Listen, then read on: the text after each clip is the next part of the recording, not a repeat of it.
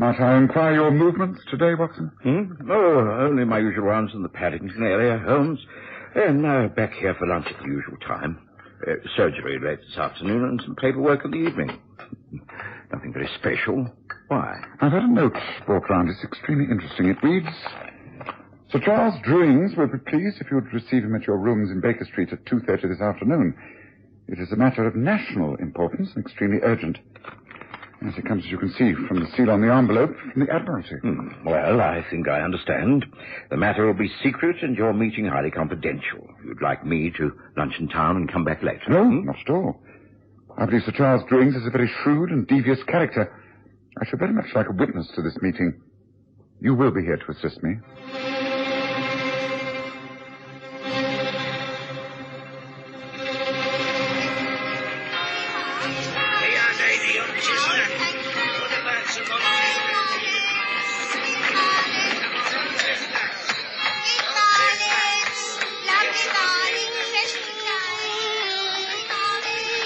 We present the stories of Sherlock Holmes.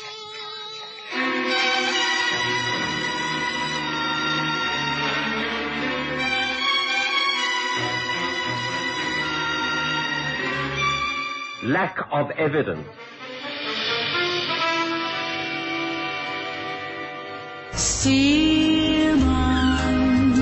Die goeie ou dae van Springbok Radio is terug. 20 onverkrygbare liedjies nou op 1 CD. Met al jou gunstelinge, Virginia Lee, Cora Marie, Anton Goosen, Sonja Herold, Cupido en vele meer. Herleef Springbok Radio, Afrikaanse treffers.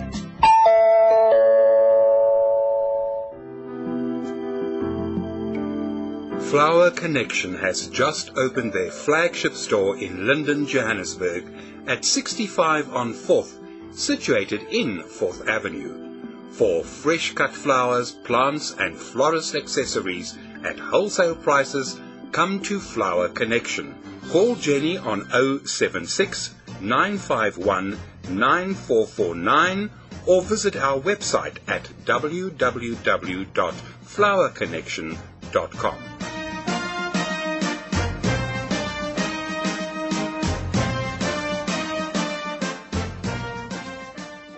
Sherlock Holmes was accustomed to dealing with government departments, but any assistance he was asked to give invariably came through the visits from his brother Mycroft. It was unusual to have a direct request from someone as high up as Sir Charles Druings. I went about my business and forgot all about the appointment. There were several difficult cases that needed hospitalization, and to my consternation, I found the morning had slipped away. Lunchtime had come and gone. And when eventually I got back to Baker Street, it was nearly 2:30. A carriage waited at the curb outside 221B. I let myself in and found Holmes seated in his favorite chair. Opposite him was a tall, distinguished-looking man of rather forbidding appearance. Holmes immediately made the necessary introductions. How do you do, Dr. Watson? How do you do? I'm pleased to meet you. But surely, Holmes, you must have understood that I intended this appointment to be strictly confidential. Watson has been privy to almost every case I've ever handled, including the most secret assignments from my brother Mycroft. Unfortunately, Mycroft is not in England at the moment. Were he so, I should doubtless have used him as an intermediary. He would have welcomed Watson's assistance, I do assure you. You need have no fear of speaking freely in front of a most trusted colleague. Well, very well.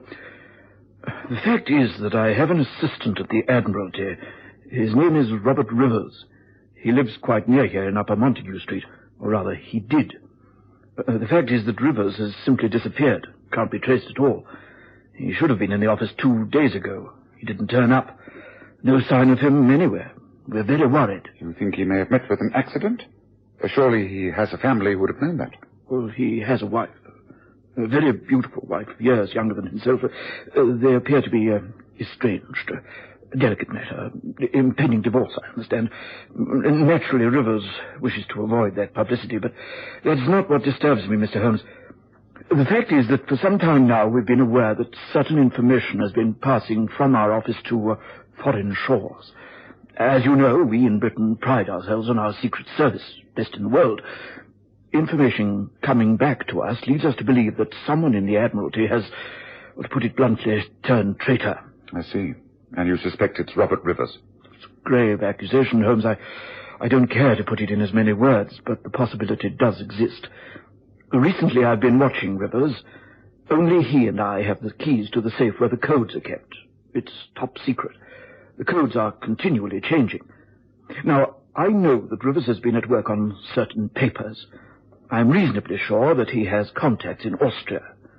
Your brother Mycroft is over there at the moment and confirms that information is being leaked out. So you think Rivers became aware that you were onto him and that he has skipped the country with your latest plans? That is what I fear. I see.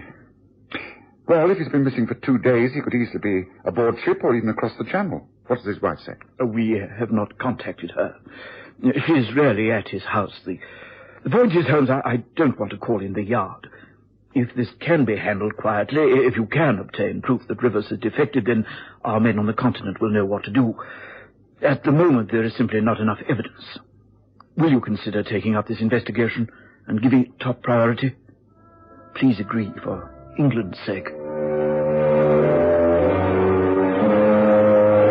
First, I knew Holmes would say yes, and he lost no time in taking action. The moment Sir Charles left us, Holmes reached for one of his files. He speedily confirmed the background and address of Robert Rivers, and, giving me time for a light luncheon, suggested a short walk round to the Rivers home in Upper Montague Street. In response to our ringing, the door was opened by an extremely lovely lady, and she was quite obviously the wife we'd been told about. Yes, can I help you? I beg your pardon, madame, but am I addressing the wife of Robert Rivers? I am Irene Rivers, yes. I am Sherlock Holmes, and this is my friend and colleague, Dr. Watson. How do you do? Oh, Mr. Holmes. Well, of course, I have heard of you. Would you care to step inside before stating your business? You are very kind. Thank you. Please come this way. I presume that a visit from someone as illustrious as yourself must mean that you wish to ask questions about Robert. Please, won't you both be seated? Thank you. What makes you assume it's in connection with your husband, Mrs. Rivers?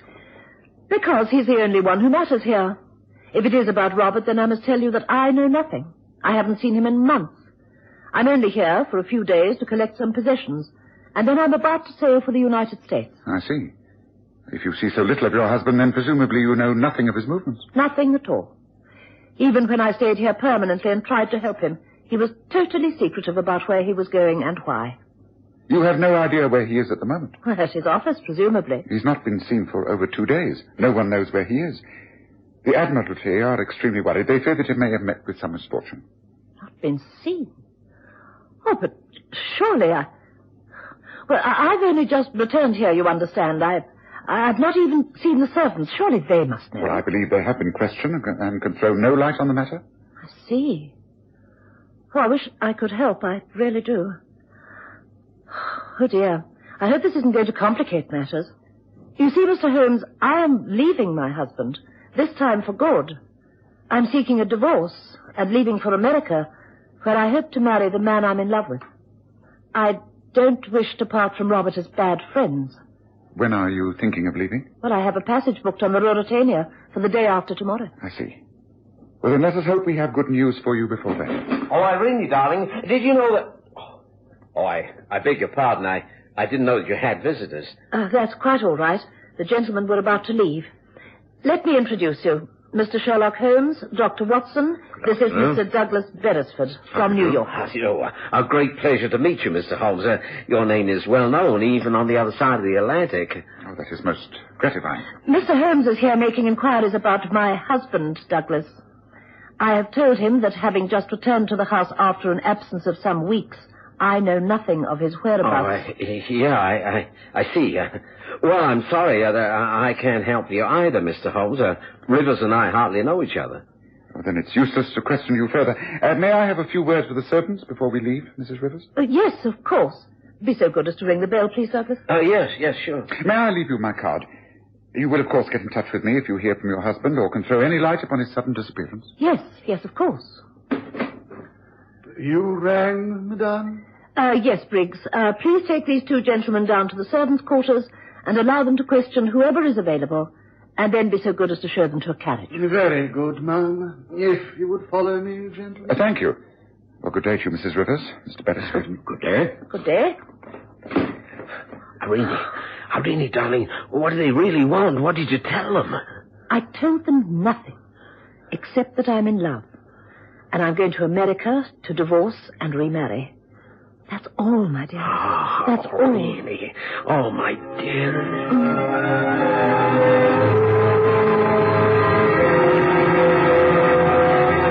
The christening of the servants at Upper Montague Street took very little time. But, to my surprise, Holmes asked to be shown out the back way into Montague Mews.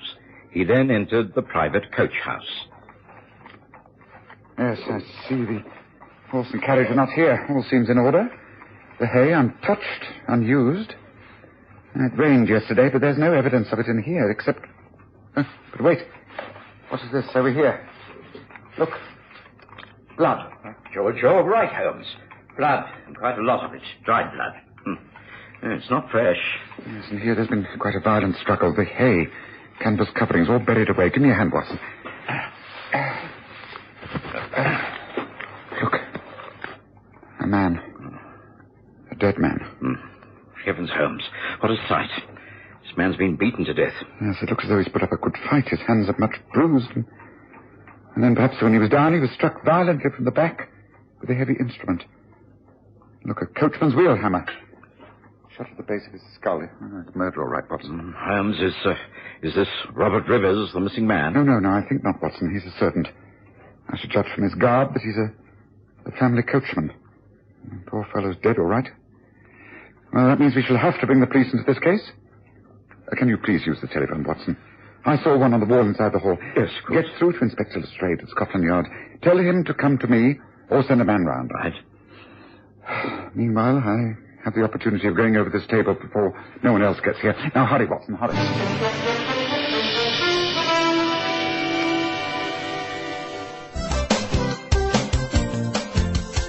Looking for space to hang and dry your washing? Washline distributors have the solution. Their rotating and fold-down wash lines take up the smallest spaces. Ideal for townhouses, simplexes and balconies at affordable prices. Galvanized or powder-coated and available in 5 different colors. For 24-hour delivery, installation, reliable and friendly service, phone Washline Distributors on 011 792 2486. That's 011 792 2486.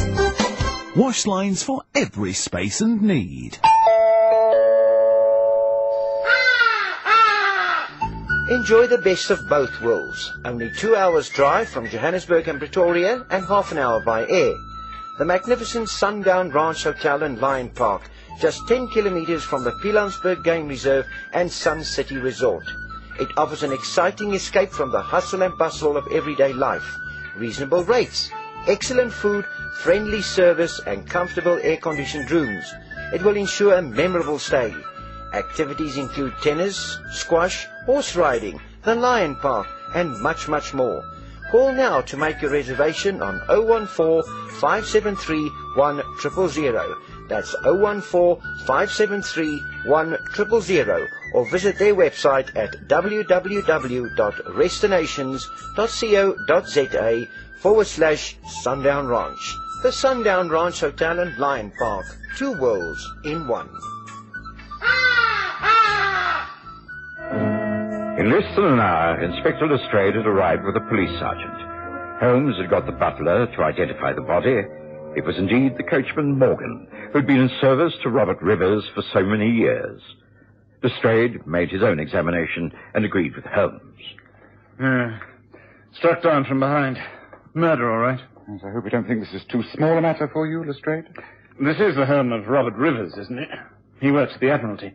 A murder on the premises of anyone employed at such places has serious undercurrents. I see that the horse and carriage are not here. Is it possible that Mr. Rivers has taken them? Yes, it is possible, but I think you do well to concentrate on this as a straightforward murder, Lestrade. Oh, well, where do we start? Any ideas? Oh, yes, plenty. You're looking for a man of approximately 5 foot 8 inches tall. He has red hair, and he has a tooth missing from the front of his mouth. Holmes, you aren't serious. I'm never more so. The coachman Morgan put up a good fight. I see the knuckles of his hands and the bruises on his face. He landed several blows to the head of his assailant. Adhered to the blood on his hands were various hairs. I've used tweezers to place them in this envelope. Yes, the hairs, as you will see, are of a rather vivid red. Yes. Yes, all right, Holmes. Carry on. You'll find there's also a broken tooth in that envelope. I picked it up from the straw. It must have been from the man Morgan was fighting, because Morgan's teeth are all quite intact. Also on the beam of the stable there are similar red hairs. That shows that the man was hit and staggered back. His head hit the post at roughly 5.5 feet from the ground. It is reasonable, therefore, to assume that he is a small man. He must have red hair and a beard. Yeah. Well, that is something to go on, isn't it? I think so. There must be hundreds of red-headed men in London, but not many who also have broken front teeth. It narrows down the field somewhat. I think you'll find that the killer is a hired thug, experienced in this field. May I make a final suggestion? By all means. Try Limehouse. There is a pub called the Anchor near the river. It's the kind of place where all the seamen gather. There is a so-called gymnasium at the back. I've long suspected it as being a screen for various smuggling activities. If you get a couple of plain clothes men to dress up as rough seamen, they may be able to pick up a lead on the man you're after. Oh, yes, all right. I'll follow through on that, Holmes. Thanks. After we left Montague Mews, Holmes went back to Baker Street, and I took a cab to my surgery. I'd delayed my work long enough. It was now quite dark, but I was able to see the many patients who'd been waiting for me. It was late when I eventually made my way back home. Watson. I've been sniffing about in Limehouse. The Strayed's men are there, standing out like sore thumbs. They were in the bar of the Anchor, but in a way they helped. They made my own investigations pass quite unnoticed. I found the murderer all right. Oh, you have? Well, who is the man? A most undesirable creature by the name of Joe Cornfoot. He's a burly 5'7", has red hair and a front tooth missing. I've advised Scotland Yard, and the Strayed should call him in for questioning. They should be able to get the truth out of him. Yes, but Holmes, even if they do get a confession out of this man, will that help you to trace what has happened to Robert Rivers? Oh, I sincerely hope so, Watson. Well, there must be some connection. An important Admiralty man disappears and his coachman is murdered on the same night? No. There must be a link. It all depends on Lestrade. Can he get at the truth? Oh, let's hope so. Oh, well, it's been a long day. I'm getting to bed. Good night, Watson. Good night, Holmes. Now, come on, Cornfoot. Tell me the truth. You ain't got nothing on me, Inspector. What makes you think I'm the man you want? You've got a front tooth missing, haven't you? We've got one that will fit that gap in your mouth exactly. So what? Lots of seamen have got teeth missing. How did you come to lose yours? Well, it must have been 2 or 3 nights ago. I was mixing it with another bloke in the gym at the back there. A fella called Max Welder. Caught me one in the face, knocked me bleeding tooth down my throat. Yeah, look, that's Welder's just come in. You can go and ask him if you like. I will, later on. Tell me where you were last Monday night between the hours of 6 and midnight. Well, see, I was here most of the time. Yeah. The landlord will bear me out. He'll tell you that I had a bit of grub, a few pints, and then I went round to the gym and had a couple of rounds with the boys, and got my tooth knocked out and came back in here until closing time. As a matter of fact, because of me swelling face, like, I spent the night right here in one of the rooms at the Anchor. You expect me to believe that? Oh, please yourself. I've got a dozen blokes to back me up. Just hold on, Jiffy. Alf Brown is the landlord. Hey, Alf, come over here. What is it? The inspector here is questioning me about where I was on Monday night. He seems to think I ain't telling the truth. You tell him. Monday? Oh, let's see now. That will be the day you had your tooth knocked out, wouldn't it? Right. Yes, after you got such a nice supper to stayed overnight, if I recall. Yes. Well, there's Max Welder over there. He's the bloke who copped you one, wasn't he? That's Max. Shall I call him? All right. You're all going to stick together. But I warn you, Alf Brown, this is a serious offence. If you are shielding a murderer lying on his behalf, Then you are an accomplice, and you could end by swinging on the end of a rope. Remember that.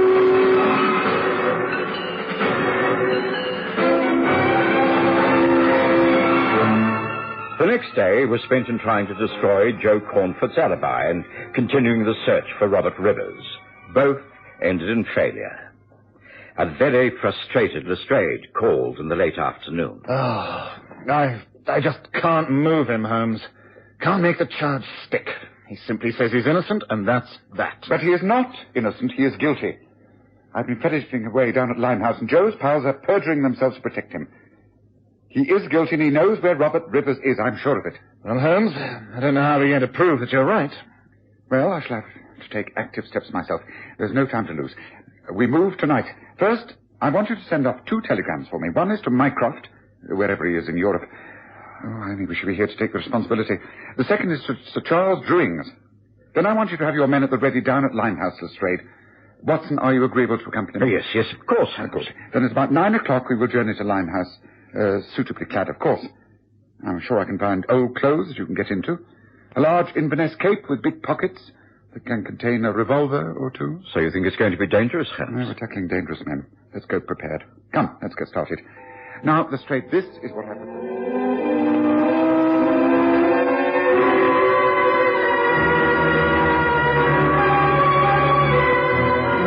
And so, on that rainy, windy night, Holmes and I took a cab to the east end of London.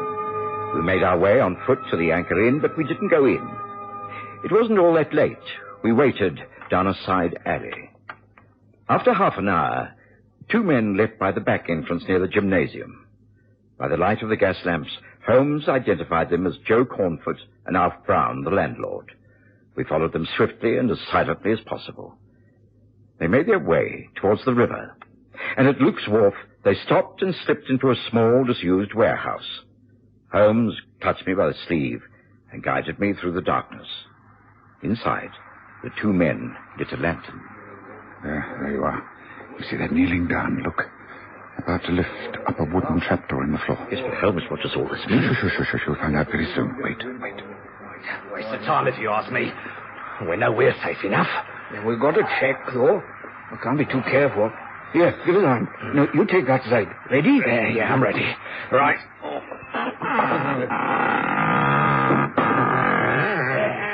See, still there. Told you. No chance of anyone discovering him under the floorboards. Now, all we have to do is put him in the chest. Come on, now. Easy now. That's got it. Right. Close him in. Right. Now, tomorrow he goes aboard the Seawolf.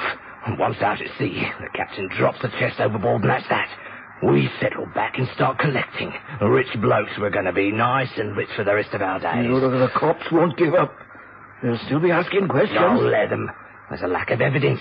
They can't make any accusations. Stick, it's worth taking a few risks. One risk too many. What? Don't move. There are 2 revolvers pointing at you, and both my friend and I are crack shots. Keep them silent, Watson. Let's get Lestrade in here. I know he's been following us. Right. Yes, well, the game is up for you 2. You may have been lucky once, Cornfoot, but you don't need a false alibi for this evening's work. This time you face a charge of murder. The killing of Robert Rivers, whose body you have just placed in that sea chest. Oh, see, you clever swine. How do you ever find out? You'll have plenty of time for puzzling out the answers when we have you behind bars. Holmes. Watson. I take it you're all right? Yes, there's nothing wrong with us. But our friends here have a lot of explaining to do. You'll find the dead body of Robert Rivers in that sea chest. Take these men away, and then... All right, so long, you. I think you can make another arrest. A bigger fish this time. These are just 2 sprats to catch mackerel. Come, Watson. There's still important work. Holmes and I left Lestrade in charge and took a waiting carriage back to Baker Street. There, we hastily changed from our old clothes, washed ourselves as cleanly and speedily as possible, and at exactly midnight, while the chimes of Big Ben ran out over the city, I heard someone pull our doorbell. It was Sir Charles Drewing. Holmes' welcome was most cool.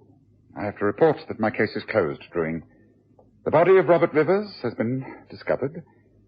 Thank you for answering my telegram by keeping this appointment, but you must have known that to stay away would have been more condemning than to face my accusations. I'm afraid I don't know what you're talking about. Oh, but I think you do. You have been responsible for all of this, haven't you? You are the traitor who's been selling secrets abroad. The secrets of the Admiralty, new improved armory on our warships. You knew Mycroft might easily discover the leakage and who was responsible. So thinking to throw him off the scent, you turned to me.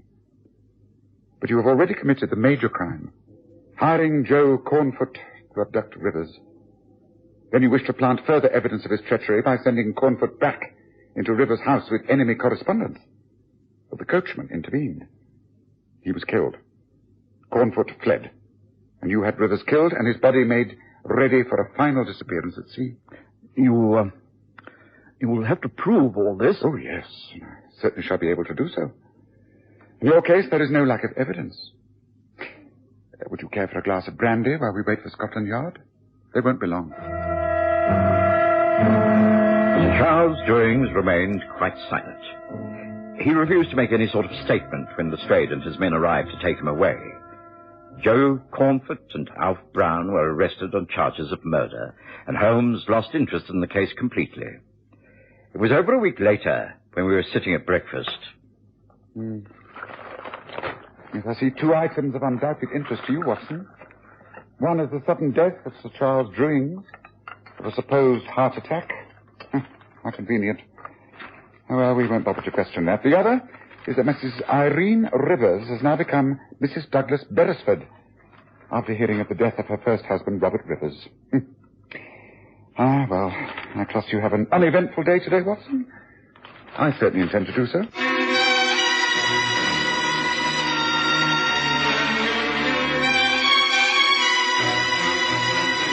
Listen again next Sunday to The Stories of Sherlock Holmes, with Graham Armitage as Holmes and Kerry Jordan as Dr. Watson.